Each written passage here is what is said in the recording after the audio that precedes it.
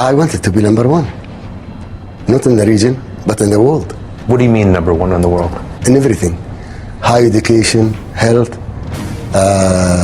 housing, just making my people the highest way of living. ولا أريدكم أن تنظروا أقل من رقم واحد، لأن رقم واحد واللي بعد واحد ما حد يعرفه.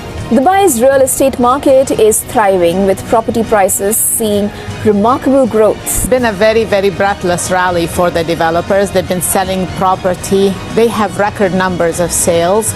Dubai residential real estate prices have obviously increased nearly 60% since the end of 2021. So that's obviously a very big increase in itself. They said this land was only sand, that nothing could grow here. Not wealth, not prosperity, not dreams. They were wrong.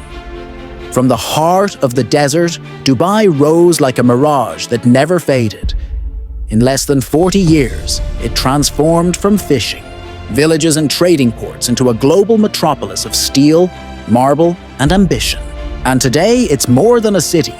It's an investment magnet, a playground for the ultra-rich, a real estate empire where skyscrapers touch the clouds, and luxury is no longer an exception. It's the standard. The world is watching, and the world is buying. From Saudi princes to British tycoons, from Russian billionaires to Pakistani and Lebanese businessmen looking for safe returns, everyone wants a piece of Dubai. Whether it's beachfront villas on Palm Jumeirah or high-rise apartments with a view of the Burj Khalifa, Dubai has become the epicenter of the global property conversation. In 2024 alone, more than 370 billion dirhams worth of real estate changed hands. And yet, this number is not the story. The real story lies beneath the marble floors and tinted windows, because beneath the shine, there are cracks, visible only to those who know where to look. Dubai's appeal is not hard to understand. It offers the one thing few markets can promise anymore: complete freedom from taxation. Buy a property here and your capital gains stay untouched. Rent it out and the income is yours, fully. No property tax, no inheritance tax, no hidden costs. At least that's what the brochures say. That's what the agents tell you. But the truth? The truth is more complicated and far more dangerous. The numbers make it look like paradise. Properties in Dubai have appreciated by 5 to 8% per year over the past decade, especially in prime areas. In simpler words, if someone had bought a penthouse in downtown Dubai in 2015 for $1 million, today it could easily be worth double. No other real estate market in the region has grown this fast, this consistently, and with this much foreign money pouring in. And it's not just the price rise that's tempting, it's the rental income. Properties across Dubai, whether in JVC, Dubai Hills, or Business Bay, yield anywhere between 6 to 9% in rental income annually. For investors used to 2 or 3% in places like London or Paris, this sounds like fantasy.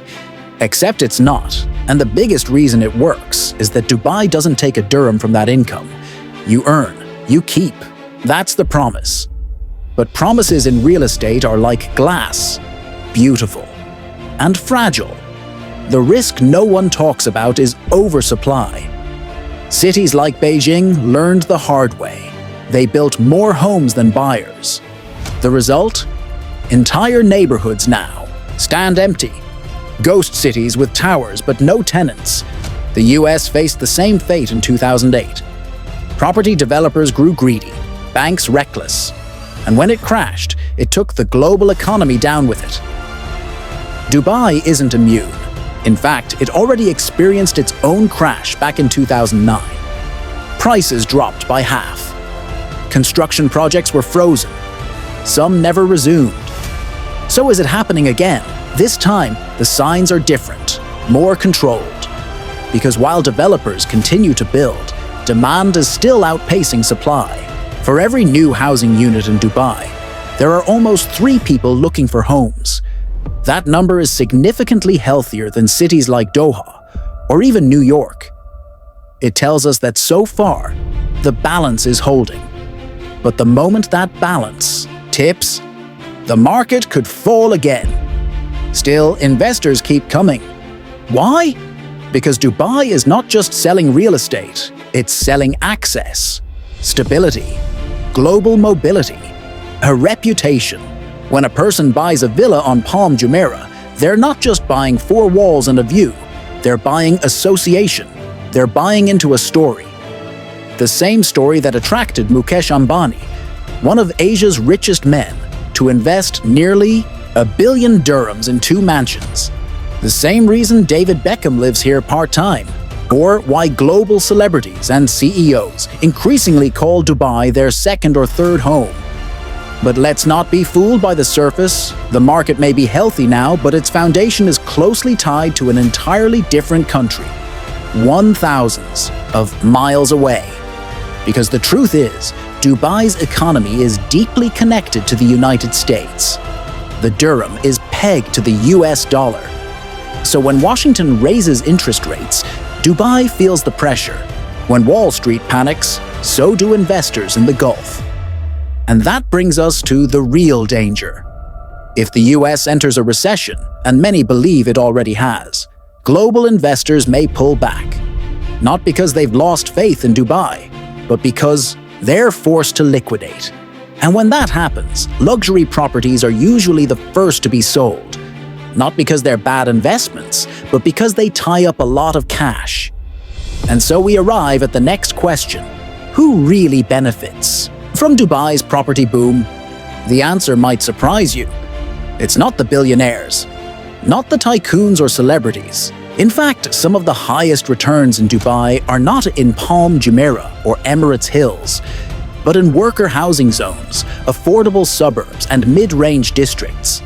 Places like Dubai South or Jebel Ali. Here, rental yields can cross 9 or even 10%. Why? Because demand is constant. Workers and middle-income earners always need housing. These properties are rarely empty, and while their price doesn't appreciate as fast, the income is steady and the risk is lower. This is the part most people miss. You don't need to spend 10 million dirhams to win in Dubai. In fact, data suggests that the less you spend, the better your cash flow becomes. Investors with AED 800,000 apartments in mid-level communities often earn more monthly income than someone holding a luxury villa worth AED 12 million. Because while the villa is beautiful, it's harder to rent. There are fewer takers. And when times are tough, luxury is the first thing people cut from their budgets. But if you're a small investor, say someone from Saudi Arabia, Jordan, Egypt, or even Europe, and you're looking to make a move into the Dubai market, there are traps. Traps no one will warn you about. The biggest one is financing. Unlike your home country, Dubai's mortgage options for foreigners are limited. Some Gulf nationals may get favorable terms, others not so much. And in many cases, banks demand a large down payment and may require you to deposit large amounts of cash up front. So, even if you qualify, you may find yourself cash poor after the deal. And then comes the taxation myth. While Dubai itself doesn't tax your income, your own government might. If you're a resident of a country that taxes global income, like the UK, Canada, or Germany, your Dubai rental profits may still be taxed back home. If you don't report them, you risk legal consequences. So while Dubai says no tax, the story doesn't always end there. Then there's the psychological trap. Investors often feel they must buy where the rich buy. They want the Palm, the Marina, the Burj. But the smartest investors, they're not chasing status. They're chasing ROI. And they're finding it in communities that are less glamorous, but more stable. And yet, despite all this, Dubai is still unique. It's still safer than most emerging markets. It still offers returns that Western cities can't match. And unlike volatile countries, it offers a government that is pro-investment, pro-development, and deeply focused on maintaining its image as the world's most attractive destination for money and talent. But no market is forever, even this one. Because real estate, like all things, moves in cycles. And cycles don't last. Markets rise. They fall. They rise again. What matters is knowing when to enter. And more importantly, when to exit. For now, the music is still playing. The towers are still rising. The buyers are still buying. But smart investors don't listen to music. They read numbers. They read trends. They watch interest rates and foreign inflows and geopolitical shifts. Because the next crash won't start with a bang. It'll start with a whisper. So if you're thinking of investing in Dubai, ask yourself, are you chasing a dream or reading the data? Because in this city of ambition, of light, of wealth beyond imagination, everything looks real. Until it isn't.